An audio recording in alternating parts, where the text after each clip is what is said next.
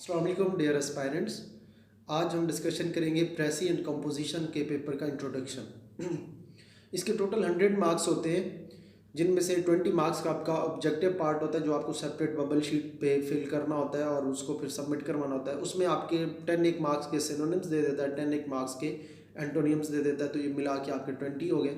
ये relatively difficult रहता है, सम टाइम्स ऐसा हो जाता है कि आपके थोड़े आसान भी आ जाते हैं, 10-12 आपके ठीक होने के चांसेस बन जाते हैं। तो इन पे हम सेपरेट फिर डिस्कशन करेंगे एक और वीडियो में।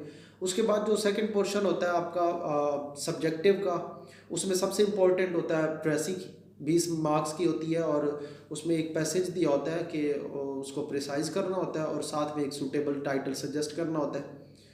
तो समटाइम्स सूटेबल टाइटल के मार्क्स सेपरेट मेंशन किए होते हैं उस 20 मार्क्स के अंदर ही, for example 5 marks, but sometimes mention नहीं किए होते। अभी रिसेंटली तो वो मेंशन नहीं कर रहा, तो लेकिन स्टिल उसमें लिखा हुआ होता है, स्टेटमेंट में लिखा होता है कि आपने सूटेबल टाइटल सजेस्ट करना है। उसके बाद 20 मार्क्स का आपका कॉम्प्रीहेंशन होता है, एक पैसेज दिया होता है, उसको आपको कॉम्प्रीहेंड करना होता है और फिर क्वेश्चंस को आंसर करना होता है। समटाइम्स उन क्वेश्चंस के आंसर पैसेज के अंदर दिए होते हैं, समटाइम्स आपने अपनी ओपिनियन भी देनी होती है। तो कुछ वो क्वेश्चंस नीचे दिए होते हैं 5-5 मार्क्स का या 4-4 मार्क्स का 5 क्वेश्चंस, तो उनको आपने 20 मार्क्स का आपने वो अटेम्प्ट करना होता है। इसी तरह थर्ड वाइटल पार्ट होता है आपका ट्रांसलेशन का। एक उर्दू में पैसेज दिया होता है जिसको आपको ट्रांसलेट करना होता है इंग्लिश के अंदर इडियोमेटिक या फिगरेटिव स्पीच में। 10 मार्क्स का होता है, ये भी बहुत इंपॉर्टेंट होता है। इसके अलावा कुछ पार्ट है ज़रा रैंडम है, कंफर्म नहीं कहा जा सकता कौन सा देगा, बट उसमें से मेनली इडियम्स है, प्रेपोजिशन है, नरेशन या जिन डायरेक्ट इनडायरेक्ट कहते हैं, और एक्टिव पैसिव वॉइस है।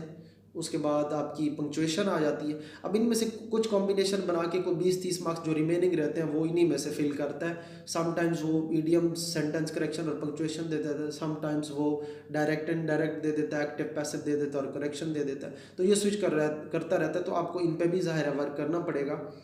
तो लेकिन इसमें से जो सबसे वाइटल पार्ट जो मैंने डिस्कस किया वो यही है, प्रेसी। ज़ाहिर है ये एक डिसाइडिंग फैक्टर होता है, डिसाइडिंग मोमेंट होता है उसके लिए, चेक करने वाले के लिए भी, और ज़ाहिर आप अटेम्प्ट करते हुए भी फील कर रहे होते हैं कि ज़ाहिर अगर ये नहीं ठीक तो बड़े कम चांसेस हैं आपके पास होने की। एक तो उनकी ये बड़ी इंपॉर्टेंट रिक्वायरमेंट है प्रेसी वाली ना। दूसरा कॉम्प्रिहेंशन, वो भी एक बहुत वाइटल पार्ट है, अगर कॉम्प्रिहेंशन वीक नहीं है, वीक है तो वैसे ही प्रॉब्लम है।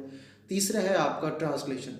ये मेनली 3 बहुत रोल प्ले कर रहे होते हैं, बट ये जो बाकी माइनर चीज़ें हैं 2 वो बड़ी small, they look very small but they have very positive impact on overall score of yours.